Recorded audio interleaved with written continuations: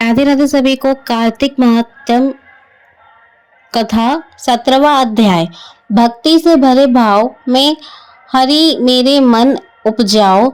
17वां अध्याय। कार्तिक कृपा दृष्टि कर जाओ।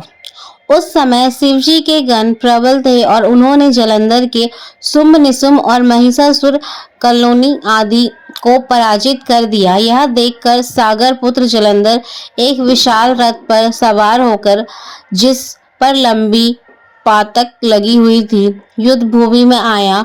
इधर जया और शीला नामक शंकर जी के गण भी युद्ध में तत्पर होकर गरजने लगे।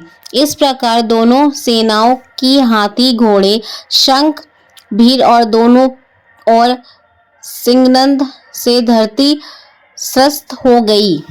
जलंधर ने कुहारे के सामने असंख्य वाणों को फेंक कर पृथ्वी से आकाश तक व्याप्त कर दिया और नंदी के 5, गणेश को 5, वीरभद्र को एक साथ ही 20 बाण मारकर उनके शरीर को छेद दिया और मेघ के समान गरजने लगा।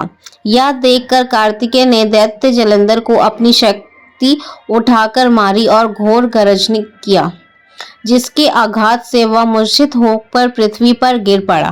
परंतु वह शीघ्र ही उठ खड़ा हुआ और क्रोध से कार्तिकेय पर अपनी गदा से प्रहार करने लगा। ब्रह्मा जी के वरदान की सफलता के लिए शंकर पुत्र कार्तिकेय पृथ्वी पर सो गया।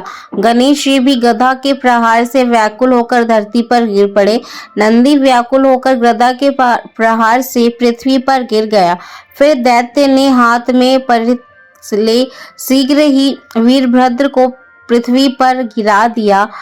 यह सब देखकर शंकर जी के गण चिल्लाते हुए संग्राम भूमि छोड़ बड़े वेग से भाग चले। वे भागे हुए गण शीघ्र ही शिवजी के पास आ गए और व्याकुलता से सारा समाचार उन सभी गणों ने शिवजी को सुनाया।